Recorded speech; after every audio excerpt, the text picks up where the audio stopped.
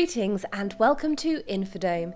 In this series we will be delving into the world of Star Wars and to a galaxy far, far away. In this episode we will look at 18 interesting and lesser known facts about the making of episode 8, The Last Jedi.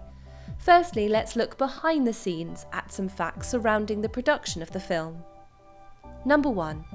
This is the first film since the original release of Episode 1 The Phantom Menace to feature Yoda realised with a puppet rather than computer animation. The puppet of Yoda used in The Last Jedi was made by going into the archives from The Empire Strikes Back. They used the original mould, then they went to the woman who painted the original puppet, and then lastly went to Frank Oz to complete a customised puppet of Yoda. Number 2. Director Rian Johnson had his own personal 35mm camera around his neck, constantly during the filming of The Last Jedi, and enjoyed taking impromptu photos of anything he found interesting. Johnson also signed his name on the Millennium Falcon, and, of course, recorded the moment with a photo. Number 3. The costumes for the casino scenes were a massive undertaking for costume designer Michael Kaplan and his team. Hundreds were made, each one completely different to the next. It took 2/3 of the entire costume prep time.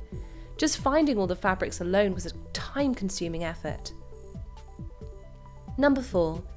Even though there was still a lot of green screen used on the set of The Last Jedi, Johnson still upheld the tradition of using practical props and sets.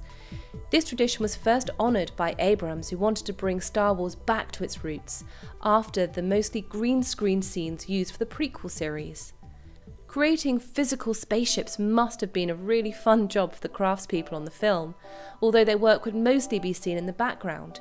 It helped to create a level of realism for the actors. Additionally, audiences have become well trained in deciphering what's real and what's CGI. Even if you didn't like the movie, you can't deny it looked pretty realistic. Number 5. The Jedi Village was designed to be built on a cliff top on the west coast of Ireland, but practical reasons made some filming impossible there, so the set, a series of beehive huts based on the island huts, where the monks lived, were first constructed in the Pinewood backlot in London. Once the scenes had been completed at Pinewood, the set was taken down, shipped and rebuilt in Ireland. Number 6. As the new story unfolds, new places appear with it. The Canto Bight Casino was probably one of the most expensive and largest sets constructed for this film. The Canto Bight Casino build was so large it had to be split across 2 stages at Pinewood, with the exterior built at Longcross and the medieval city of Dubrovnik standing in for the planet Canto Bight itself. The casino set took 16 weeks to build. Now, let's focus on some hidden gems and Easter eggs you might not have seen before. Number 7. When filming, Laura Dern said "pew" every time she shot her blaster. Although not audible, one such instance even made it into the finished film. It can be noticed in the close-up shot when Holdo is stunning her opponents. Number 8. One of the things that gives away the fact that Luke on Crate, that's his face-off with Kylo Ren, is not really there, is the fact he has his lightsaber with him. Rey actually had his lightsaber destroyed during the struggle between her and Kylo after Snoke is killed. However, the lightsaber Luke uses is his second lightsaber from Return of the Jedi. The one that's destroyed is the original one that belonged to Anakin in Episode 2. Number 9. Another giveaway that Luke's presence on Crate is an illusion is that unlike every other creature on the planet, his steps do not stir up the red soil just under the salty surface, nor can you actually hear his footsteps. Number 10. During the ending sequence aboard the Millennium Falcon, Luke Jedi's training helmet from Episode 4, A New Hope, can be seen behind Rey in one shot. Number 11. The boy seen at the very end of the film does not grab his broom with his hand. If you look closely, you'll notice that it comes into his hand.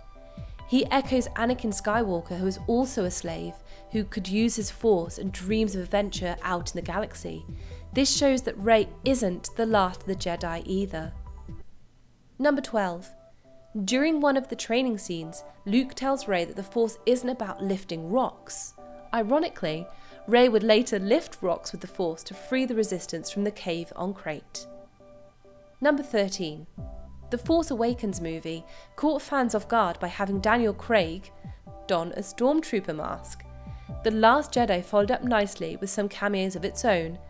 A frequent Johnson collaborator, actor Joseph Gordon-Levitt, voiced the alien that informed the police that Finn and Rose were illegally parked outside.